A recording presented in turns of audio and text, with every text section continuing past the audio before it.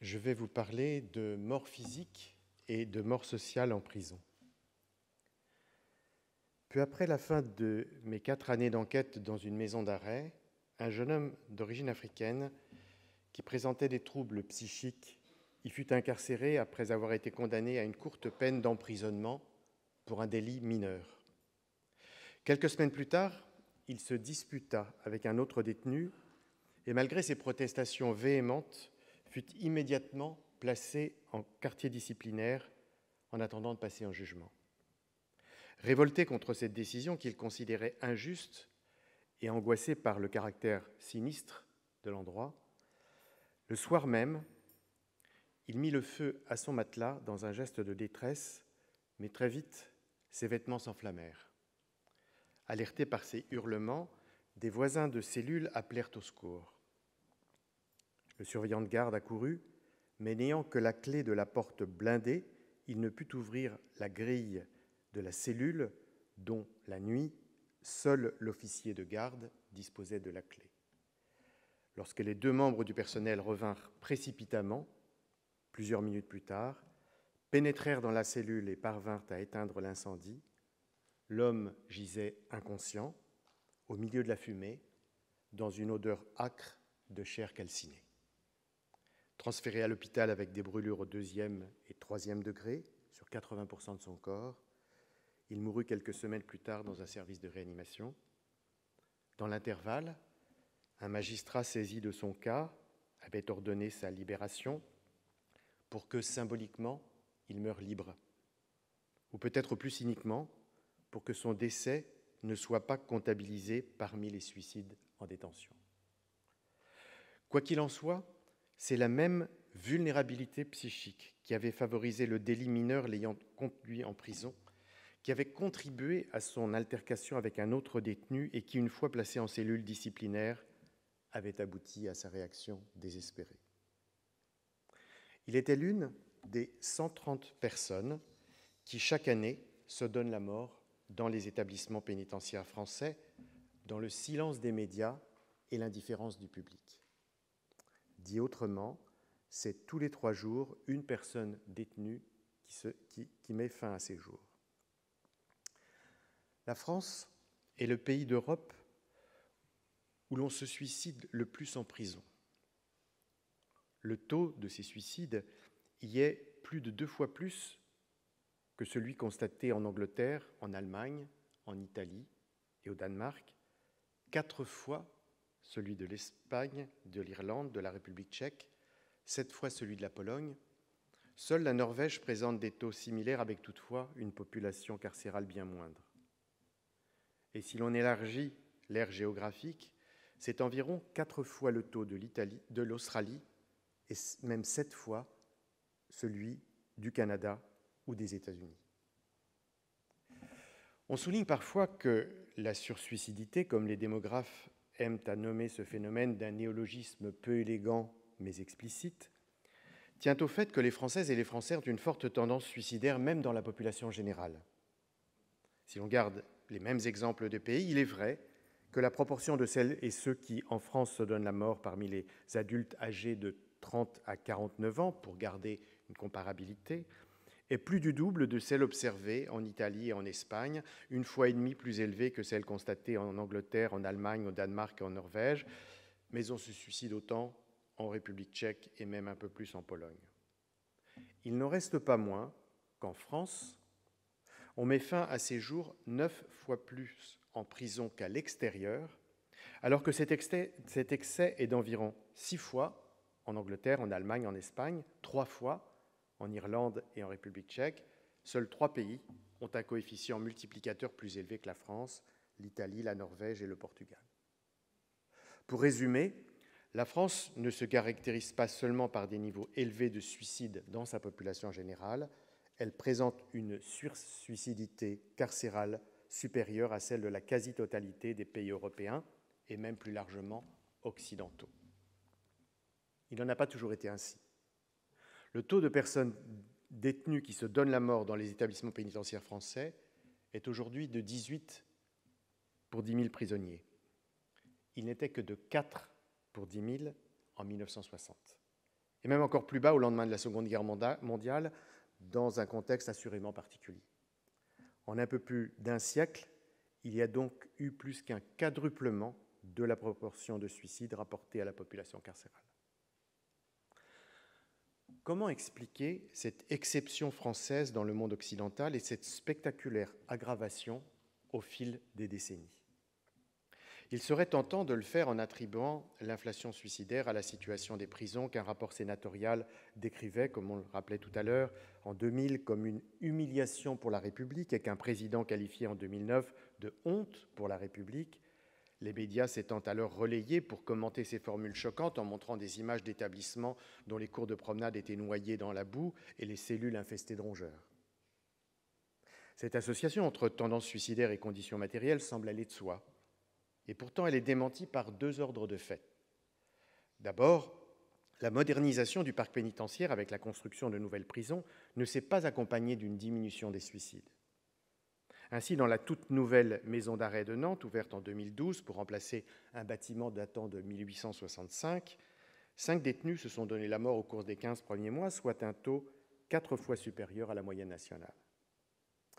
Plusieurs épidémies similaires de suicides se sont produites dans des établissements neufs, présentant certes de meilleures conditions matérielles, avec des douches dans chaque cellule par exemple, mais imposant aussi des dispositifs de surveillance plus contraignants et un éloignement plus important des familles. Ensuite, et de manière plus anecdotique, un homme détenu dans la maison d'arrêt relativement récente où je conduisais mon enquête me disait qu'il avait précédemment été incarcéré dans une vieille prison où l'on trouvait, disait-il, des souris, des cafards, des trous dans les murs, mais où il y avait, ajoutait-il, une meilleure ambiance et des activités variées. Il ne l'indiquait pas, mais le fait que cette prison se trouvait en centre-ville rendait les parloirs plus faciles quand l'établissement dans lequel il était désormais, situé dans une zone périphérique desservie par quelques bus quotidiens, obligeait les compagnes et les parents à de longs périples pour lui rendre visite. De plus, les préoccupations sécuritaires avaient progressivement conduit au doublement des barreaux par un épais caillebotis qui laissait à peine passer la lumière du jour et aggravait le sentiment d'oppression. En somme, la dégradation des lieux d'enfermement peut certes s'avérer éprouvante, elle ne suffit pas cependant à conduire au suicide. L'histoire qui a servi de prélude tragique à cette réflexion suggère deux interprétations qui, bien sûr, n'en excluent pas d'autres, comme la culpabilité dans certaines affaires d'homicide ou la honte dans certains cas d'abus sexuels. La première explication concerne la chaîne pénale, c'est-à-dire la succession des éléments qui, du débat public, souvent autour d'un fait divers, à la proposition de loi du gouvernement, de la législation votée par le Parlement à son application par les forces de l'ordre, du passage en jugement à la peine d'emprisonnement prononcée et exécutée, c'est cette chaîne pénale qui conduit en prison. Le jeune homme d'origine africaine faisait partie des près de 100 000 personnes condamnées chaque année pour des peines d'emprisonnement ferme de moins de 6 mois, autrement dit, pour ce qu'on appelle des délits mineurs, sanctions en augmentation régulière en France quand elles ont presque entièrement disparu dans certains pays voisins comme l'Allemagne. La seconde explication relève de la condition carcérale proprement dite, de ce qui se passe en prison, des relations qu'on établit avec les autres détenus, de la façon dont on est traité par le personnel pénitentiaire, des frustrations et des humiliations qu'on subit au quotidien, des punitions décidées par la commission disciplinaire qui viennent s'ajouter à la peine prononcée par les magistrats. Le jeune homme d'origine africaine avait eu une altercation avec un autre prisonnier et, considérant qu'il avait été provoqué, ne supportait pas la violence de sa sanction et de la cellule disciplinaire. Deux explications structurelles, donc, la chaîne pénale et la condition carcérale. De leur rôle mortifère respectif, les preuves empiriques ne manquent pas. Pour ce qui est de la chaîne pénale, 3 éléments suggèrent la manière dont elle affecte les personnes qui sont incarcérées. Premièrement, on observe une croissance parallèle depuis 6 décennies du nombre de détenus et du taux de suicide. Les études montrent toutefois que, contrairement à ce qu'on pourrait penser, ce n'est pas la suroccupation des cellules, conséquence de la surpopulation des prisons, qui rend compte de la progression des suicides.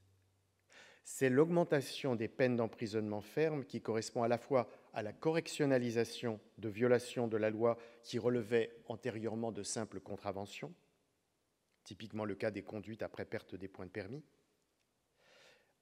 également à la sévérité accrue à l'égard de faits pour lesquels les peines d'emprisonnement ferme étaient rarement prononcées, comme l'usage simple de cannabis, et enfin à l'exécution tardive de peines alors que les personnes ont reconstruit leur vie depuis leur délit, ont une famille et un emploi. Ces courtes peines, qui correspondent à des délits mineurs et représentent plus des 2/3 des emprisonnements, sont souvent vécues de manière d'autant plus dramatique qu'elles sont inattendues pour les prévenus et provoquent une profonde déstabilisation de leur existence familiale et professionnelle. Deuxièmement, si l'on considère l'ensemble des personnes écrouées, celles qui sont hébergées dans un établissement pénitentiaire, soit 85% de l'ensemble, se suicident 2 fois plus que celles qui se trouvent à l'extérieur, généralement sous bracelet électronique. C'est dire que parmi les personnes condamnées à des peines d'emprisonnement ferme, qui sont effectivement exécutées, puisqu'il est possible aussi d'avoir un aménagement ab initio, qui bénéficie celui-ci généralement à des personnalités politiques, mais très rarement aux personnes appartenant à des milieux populaires.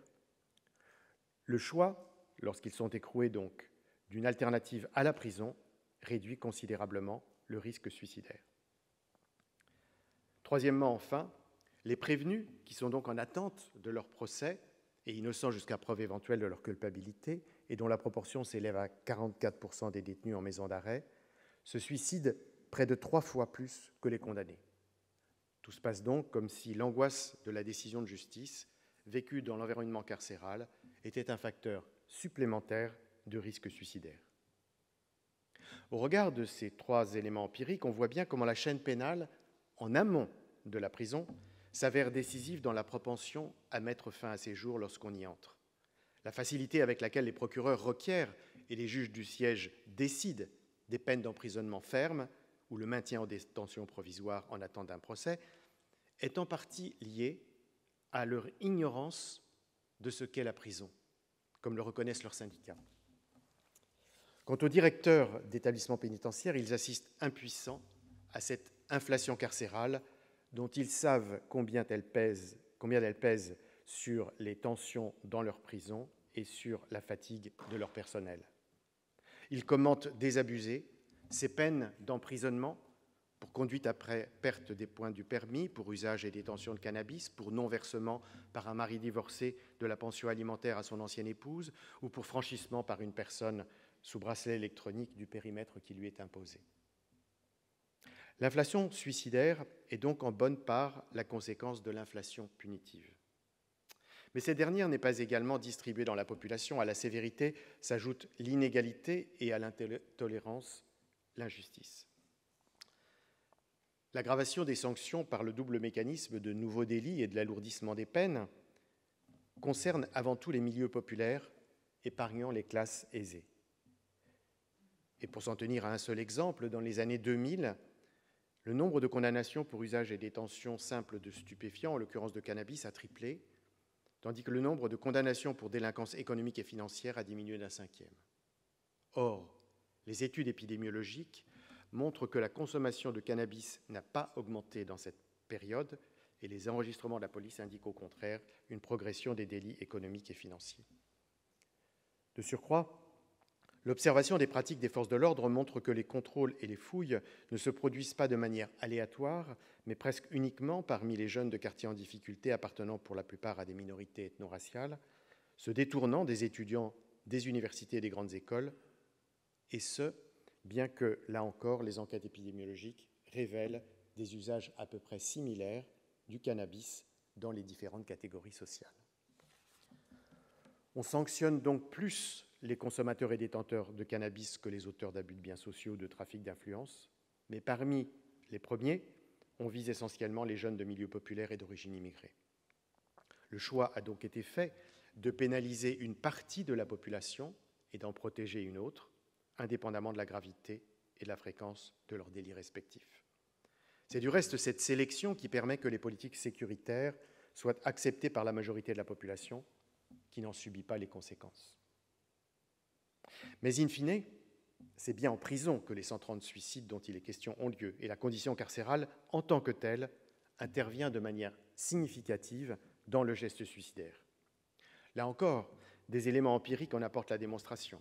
Les prisonniers se donnent en effet la mort à une fréquence élevée au début de la détention, 7% lors du passage pendant les quelques jours dans le quartier arrivant, pourtant destiné à faciliter la transition entre le monde extérieur et l'univers pénitentiaire, et 25% au cours des 2 premiers mois. On parle souvent de choc de l'incarcération. Nombre de magistrats avec lesquels je me suis entretenu le considèrent comme un élément bénéfique, la personne étant censée, selon eux, prendre alors conscience de son délit. C'est ce que justifie leur décision de condamner à la prison ferme, même pour des faits de faible gravité, souvent en récidive. À l'inverse, loin d'y voir une sanction salutaire, les surveillants et directeurs, eux, le redoutent, sachant ce qu'il signifie en termes de risque suicidaire. Il est vrai que ce sont eux qui décrochent les pendus ou évacuent les brûlés et qui affrontent ensuite l'inquisition du parquet et les plaintes de la famille. Si le choc de l'incarcération est donc pourvoyeur de suicide, c'est que la prison en elle-même est une expérience éprouvante. Pour croire que la prison n'est qu'une privation de liberté, ou pour dire, comme le font souvent les personnels pénitentiaires, qu'en prison, il ne manque aux prisonniers que la liberté, il faut en effet ignorer ce qu'est la condition carcérale.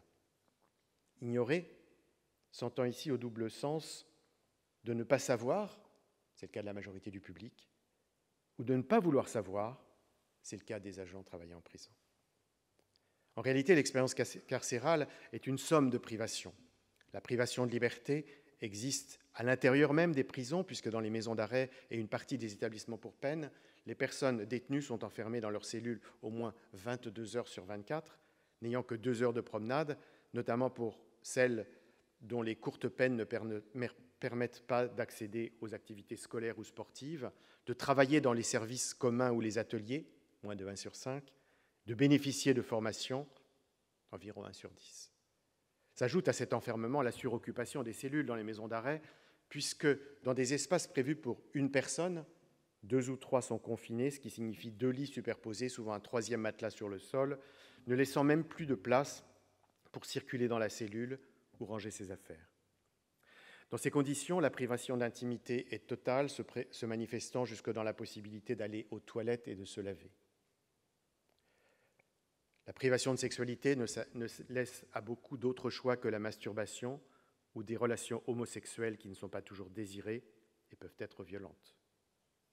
Rares sont en effet les établissements disposant d'unités de vie familiale où les couples peuvent se retrouver.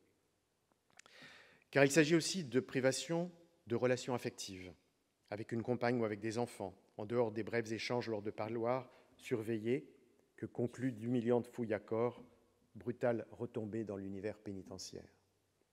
Les privations s'étendent en réalité à tous les moments, à tous les faits du quotidien, depuis la prise de douche pour laquelle l'autorisation n'est jamais gagnée, jusqu'à la consultation médicale pour laquelle la demande n'est pas toujours transmise dans les temps.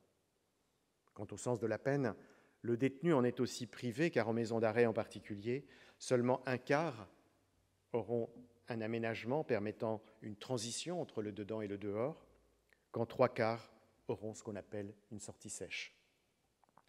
Il y a enfin une privation de ce dont se plaignent toujours les prisonniers, qui est celle de l'expression de la colère ou de l'indignation, dans un lieu où les frustrations et les injustices sont permanentes, car manifester de telles émotions conduit souvent devant les commissions disciplinaires. On comprend que, confrontés à toutes ces épreuves, les plus vulnérables psychologiquement soient les plus sensibles à ces privations de tous ordres. Selon une enquête de l'INSERM, 87% des détenus tirés au sort dans 20 prisons françaises présentaient des troubles mentaux, dont 13% avec des manifestations graves. Il s'agissait dans 14% de psychose, 24% de dépression sévère, dans 18% d'anxiété diffuse et dans 14% de névrose traumatique. Ces pathologies psychiatriques, pour lesquelles les prises en charge sont souvent tardives et sommaires, sont autant de terrains favorables à la commission d'actes impulsifs pouvant conduire à de nouvelles sanctions. La prison n'est en effet pas seulement une institution dans laquelle on accomplit sa peine, elle est aussi une institution dans laquelle des punitions peuvent être infligées lorsque des fautes, comme on les appelle, sont commises, telles une altercation avec un autre détenu ou une réponse trop vive à un surveillant. La sanction, dans plus de 2 cas sur 3 au niveau national, est le passage en cellule disciplinaire pour 1 ou plusieurs semaines.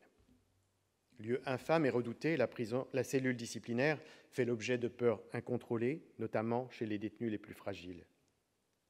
Or, le taux de suicide, 176 pour 10 000, y est 10 fois supérieur à ce qu'il est dans une cellule normale. Ce risque décuplé mérite d'autant plus l'attention que les circonstances qui conduisent à cette sanction concernent souvent des fautes, somme toute mineures, pour lesquelles les personnes punies estiment souvent l'être de manière injuste ou excessive, ce que les directeurs d'établissement reconnaissent volontiers, avouant toutefois se trouver dans l'impossibilité de ne pas punir. Au fil des ans, la durée maximale des séjours en cellule disciplinaire, si psychologiquement délétère, n'a cessé de diminuer, de 90 à 45, puis à 30 jours, étant même de 15 jours dans certains pays voisins. Bien que cette éventualité semble inimaginable à l'administration pénitentiaire, il n'est pas impossible que dans quelques décennies, cet héritage du cachot médiéval soit définitivement supprimé. Rétrospectivement, on le considérera peut-être comme nous considérons aujourd'hui les fers, avec étonnement et répugnance. En attendant la possible échéance de cette utopie réaliste, des centaines de personnes détenues auront mis fin à leur jour dans le quartier disciplinaire. Après s'en être longtemps désintéressée, l'administration pénitentiaire a commencé dans les années 1990 à se préoccuper de cette question des suicides dans ces établissements. Au demeurant, il lui était difficile de ne pas le faire alors que la prévention du suicide était devenue une priorité nationale et qu'aucune catégorie de la population française ne se donnait la mort aussi souvent que les détenus. À la fin des années 2000, lorsque je commençais mon enquête, le sujet faisait l'objet d'une attention particulière. Directeurs et surveillants évoquaient devant moi le traumatisme que représentait chacune de ces tragédies. Mais je finis par comprendre que plus que le choc ressenti en voyant le cadavre ou en prenant connaissance du drame, qui probablement existait, c'était avant tout pour eux l'anxiété provoquée par les convocations par la police et le procureur, voire les éventuelles suites judiciaires en cas de plainte déposée par la famille. Dans ces conditions, le programme de prévention du risque suicidaire était suivi avec d'autant plus de rigueur que si en moyenne 1 ou 2 détenus se donnaient la mort chaque année dans cette maison d'arrêt, c'était 3 ou 4 tentatives de suicide qui, chaque mois, se produisaient. Le protocole reposait sur 2 activités principales. D'abord, le dépistage du risque à l'entrée par les personnes qui recevaient les nouveaux détenus. Ensuite, pour ceux qui étaient ainsi identifiés, une surveillance de 24 heures sur 24 avec des passages à intervalles réguliers, en général toutes les 2 heures, afin de vérifier qu'ils étaient toujours en vie. La nuit, les rondes pour procéder à cette vérification, que les surveillants appelaient le mauvais tour, consistaient à réveiller des détenus dont les plus fragiles étaient souvent insomniaques et qui protestaient de ce qu'on les réveillait au moment même où ils venaient de s'endormir. Cependant, lorsque je conclus ma recherche, le suicide était passé au second plan, derrière les évasions.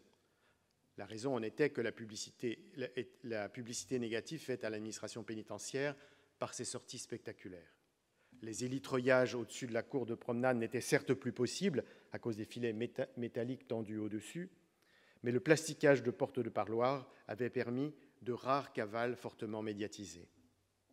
Bien sûr, il y avait beaucoup moins d'évasions que de suicides, mais l'ordre des priorités avait changé, ainsi que le commentait avec philosophie le directeur de la prison.